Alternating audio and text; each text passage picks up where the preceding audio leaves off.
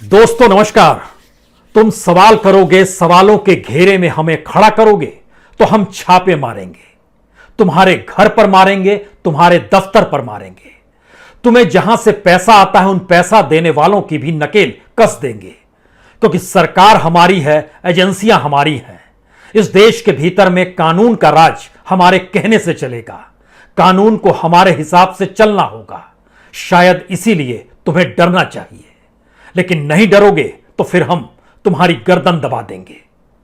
और दूसरी तरफ अगर आंदोलन करने सड़क पर उतरोगे, हमारी नीतियों के खिलाफ सड़क पर उतरकर संघर्ष का ऐलान करोगे, तो हम तुम्हारे खिलाफ प्रचार करना शुरू करेंगे, प्रोपेगेंडा के जरिए तुम्हें बदनाम कर देंगे। एक तरफ मीडिया है, दूसरी तरफ किसान है। इन दोनों परिस्थितियों के बीच आज ठप होती संसद है। इस देश के भीतर में फोन टैप होते सरकार के औजार हैं। इस देश के भीतर में जासूसी करती सरकार है। इस देश के भीतर में डिरेल्ड होती अर्थव्यवस्था है। इस देश के भीतर में कोई इंफ्रास्ट्रक्चर आपको बचा हुआ जब नजर ना आ रहा हो, ऐसे मौके पर जब मीडिया पर छापे पड़े और किसानों को बार बार रोका जाए कि वह संघर्ष ना करें, आंदोलन ना करें, तो आज पहली बार दो तस्वीर बिल्कुल नई नजर आई। जिन मीडिया हाउसेस पे छापे पड़े, वह मीडिया हाउस छाती तान कर खड़े हो गए। एक ने कहा, मैं स्वतंत्र हूं क्योंकि मैं भास्कर हूं और भास्कर में चलेगी पाठकों की मर्जी, यानी सत्ता या सरकार की मर्जी नहीं चलेगी। दूसरी तरफ एक न्यूज चैनल जो क्षेत्रीय न्यूज चैनल है, उत्तर प्रदेश का न्यूज चैनल है, उसके यहां जब छापे पड़े तो उसके स्क्रीन पर रेंगने लगा, तुम कुछ भी करो लेकिन हम सच कहेंगे। जी, भारत समाचार का यह टैगलाइन हो गई और एक झटके में इस देश के भीतर में ठप होती संसद से महज 1 किलोमीटर की दूरी पर किसानों की संसद सज गई। उस संसद के भीतर कुछ सवाल उठने लगे, जिन्होंने साफ तौर पर कहा, जो संसद इस देश में लोकतंत्र का मंदिर है, अगर वहां पर इस देश के लोकतंत्र का गला घोंटा जाएगा तो किसान इस देश में संसद भी चला सकता है। यह एक सियासी लड़ाई नहीं है, बल्कि इस देश के भीतर में संघर्ष की एक ऐसी अंगड़ाई लेती लड़ाई शुरू हो चली है, जिसमें पहली बार सरकार पूरी दबिश के साथ उतर चुकी है। दूसरी तरफ जिन पर दबिश की जा रही है, वह भी कह रहे हैं हम संघर्ष करने के लिए तैयार हैं। तो आज बात कहां से शुरू की जाए?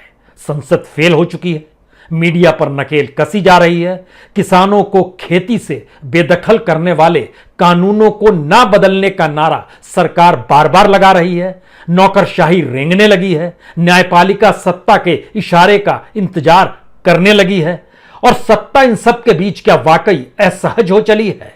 क्योंकि आज जिस तरीके से न सिर्फ दिल्ली बल्कि दिल्ली, मध्य प्रदेश, गुजरात, राजस्थान, महाराष्ट्र और भोपाल में भी जिस तरीके से छापे पड़े, और छापे भी उन मीडिया चैनल के पत्रकारों पर भी पड़े जिनकी अपनी हैसियत शायद इस देश के भीतर में किसी भी सामान्य नागरिक की तरह है।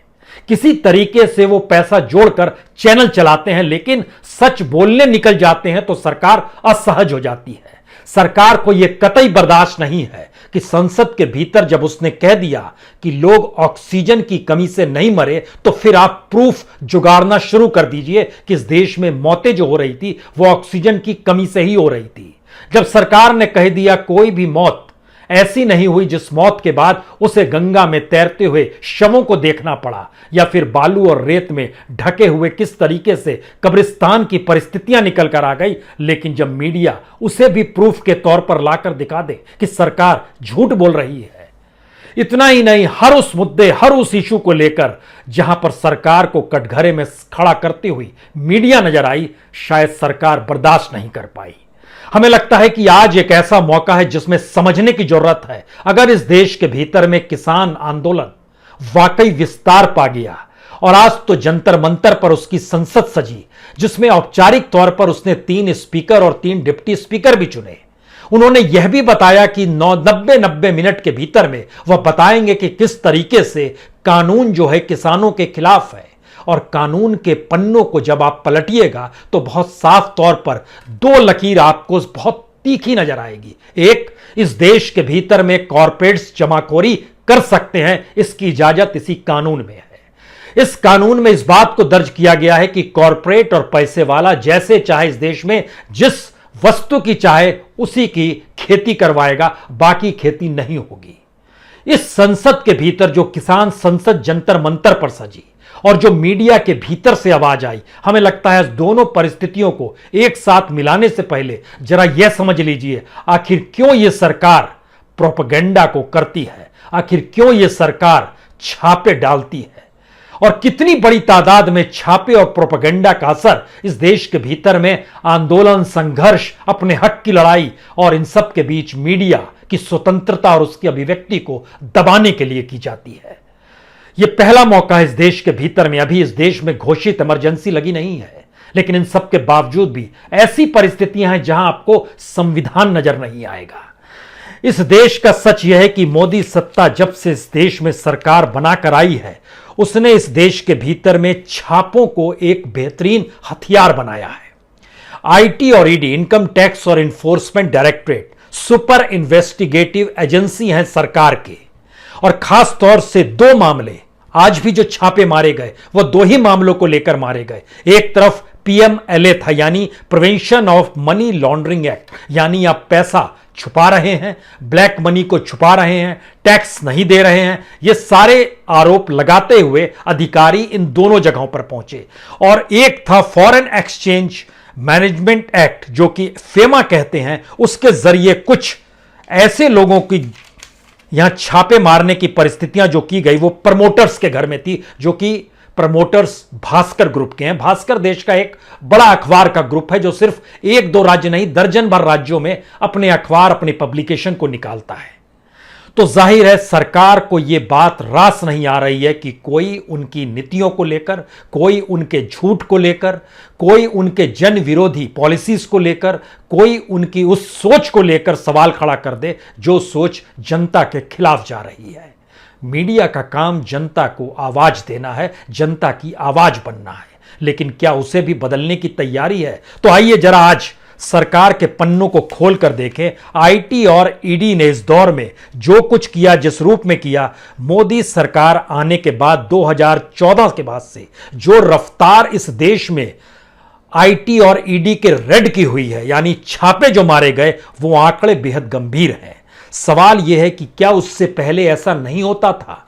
यकीनन होता था, लेकिन इतनी बड़ी तादाद में नहीं होता था। आप कल्पना कर सकते हैं इस देश के भीतर में इन्फोर्समेंट डायरेक्टरेट, जो कि आज भास्कर ग्रुप के दरवाजे पर पहुंची, उसके दफ्तर में पहुंची, दिल्ली, मध्य प्रदेश, गुजरात, राजस्थान, महाराष्ट्र के दफ्तरों में, वहां पर जो प्रोमोटर्स हैं उनके यहां और मालिकाओं के यहां जो पहुंची, उसमें उनके जहन में फेमा ही था, उनके जहन में पीएमएलए ही था। और ईडी ने इससे पहले और अभी जितनी रेड मारी, हमें लगता है यह समझना होगा, मनमोहन सिंह के 5 साल के काल में, यानी 2009 से 2014 तक कुल मिला के 429 रेड इस देश में ईडी ने की, इन्फोर्समेंट डायरेक्टरेट ने की। लेकिन मोदी काल में कितने गुना ज्यादा बढ़ गई, इसका अंदाजा इससे लगा लीजिए कि अगर मनमोहन सिंह के दौर में 429 ईडी रेड 5 साल में हुई, तो मोदी काल में 5 साल में 2014 से 2019 तक के बीच में 2022 रेड पड़ी। यानी यह कल्पना के परे है कि एक साथ 5 गुना से ज्यादा तेजी इस दौर में रेड में आ गई। और 2018-19 में सबसे ज्यादा एक साल में रेड 670 रेड ईडी ने मारी है।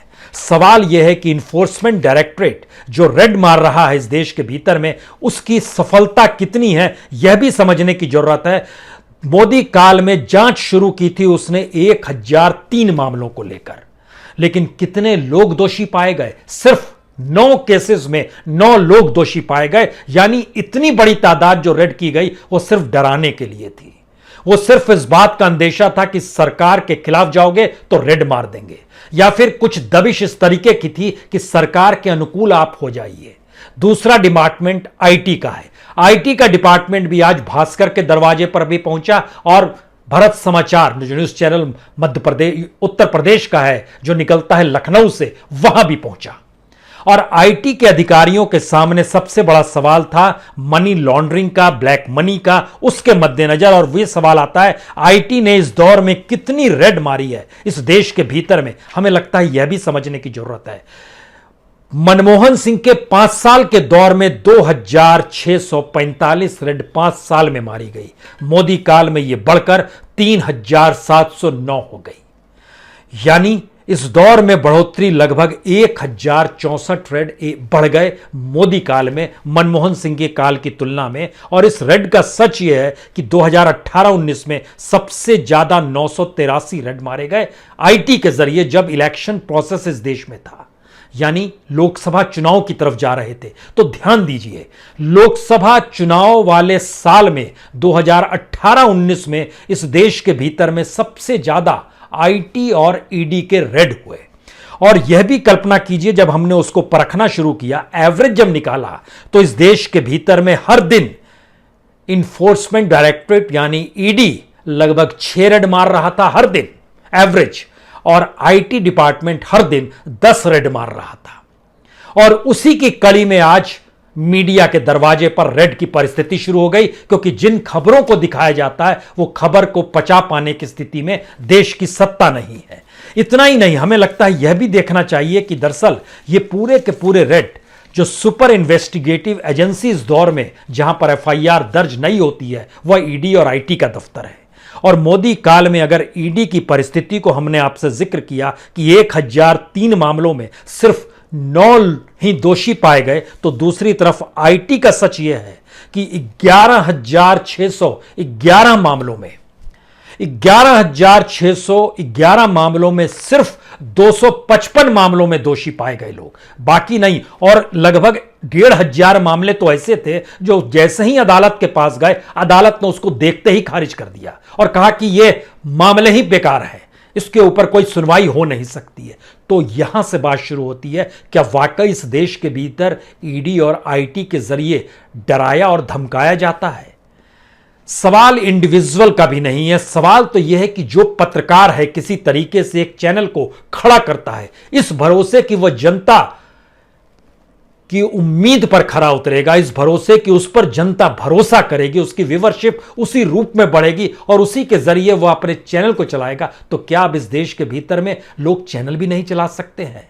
भास्कर तो बड़ा ग्रुप है, उस ग्रुप के लिए ईडी भी वहां पर पहुंच गई, लेकिन सवाल फिर वही है, जिस ग्रुप को लेकर अंतर्राष्ट्रीय तौर पर इस कोरोना काल में उसकी रिपोर्टिंग की तारीफ हुई हो, न्यूयॉर्क टाइम्स ने छापा हो और इस बात का जिक्र किया हो कि भारत के भीतर किस तरीके से मौत को छुपाया जा रहा था, इसको उजागर उसने बकायदा उन आंकड़ों से किया जो आंकड़े सरकार के ही हैं, जिसमें आप डेथ सर्टिफिकेट जारी करते हैं तो वो डेथ सर्टिफिकेट्स की संख्या उसने बता दी जिले दर जिले, और ये बताना शुरू किया कि कैसे राज्यों में सरकारें झूठ बोल रही है, मौत को छुपाया जा रहा है। तो क्या सरकार इसे बर्दाश्त कर पाने की स्थिति में नहीं है? हर कोई क्या इस देश में सरकार के किसी कैबिनेट मिनिस्टर की तरह या मंत्रालय की तरह काम करना शुरू कर दे, जो सिर्फ और सिर्फ सत्ता के शीर्ष पर बैठे हुए व्यक्तियों का हित ही देखे और उसी आश्रय इस देश के भीतर में सत्ता चलनी शुरू हो जाए? क्योंकि आंकड़ों की यह फहरिस्त इसलिए डराने वाली है क्योंकि दूसरी तरफ प्रोपेगेंडा है, एक ऐसा प्रोपेगेंडा जिसमें खूब खर्च किया जाता है। हमने जब आंकड़े जुटाने शुरू किए अलग अलग माध्यमों से, तो पता चला इस देश के भीतर में जिन 3 कानूनों को किसानों के खिलाफ लाया गया है, उस पे 500 करोड़ से ज्यादा सिर्फ विज्ञापनों पर खर्च हो चला है कि यह तीनों कानून सही है। और ये विज्ञापन अखबारों में छपे, न्यूज चैनलों में दिखाए गए, आउटडोर में बताए गए, इंटरनेट यानी सोशल मीडिया के जरिए भी इन्हें जताया गया और 500 करोड़ से ज्यादा इन्हीं 3 कानूनों को लेकर खर्च कर दिया गया। लेकिन सच सिर्फ इतना भर नहीं है। जब प्रोपेगेंडा होता है और प्रचार होता है तो उस पर कितना पैसा बहाया जाता है और वो आंख बंद करके बहाया जाता है। और पैसा किसका है? इस देश का ही है। वो पैसा बताने की और बहाने की जो ताकत है इस दौर में सरकार की, हमें लगता है केंद्र सरकार के आंकड़ों को सुनिए तो आपके रोंगटे खड़े हो जाएंगे। 5, 6, 7 साल हो गए। इन 7 सालों के भीतर में हर दिन मोदी सरकार जो खर्च कर रही थी, आप कल्पना कर सकते हैं, सिर्फ मीडिया में, print media, electronic media, internet और आउटडोर को लेकर जो भी प्रोपेगेंडा किया जा रहा था विज्ञापनों के जरिए, मोदी सरकार हर दिन 3 करोड़ 6 लाख रुपए प्रोपेगेंडा और प्रचार पर खर्च करती नजर आई, अपनी उपलब्धियों को बताते आई। हर दिन 3 करोड़ जोड़ना शुरू कीजिएगा इसको तो लगभग 7,000 करोड़ पार कर जाएगा। इतनी बड़ी तादाद में, और इतनी बड़ी तादाद में किया जा रहा खर्च, और उसमें टेलीविजन को बांट दिया जाता है 3,000 करोड़, प्रिंट मीडिया को भी दे दिया जाता है 3,000 करोड़, इंटरनेट को दे दिया जाता है 100-150 करोड़, आउटडोर में जो होती है उसमें लगभग 1,000 करोड़ से ज्यादा उसमें प्रचार थोप दिया जाता है। ये सारी परिस्थितियां क्या बतलाती हैं? ये परिस्थिति बहुत साफ बताती है कि इस डेमोक्रेसी के दो ही हथियार बचे हैं, जिसमें एक तरफ सरकारी एजेंसी है जो छापे मारेगी, और दूसरी तरफ प्रोपेगेंडा है जो कि उस सच को छुपाने का काम करेगा जिस सच को मीडिया बतलाता है। यानी दोनों कहीं पैरेलल तौर पर चल रहे हैं। यह परिस्थिति इससे पहले इस देश के भीतर में कभी नहीं थी।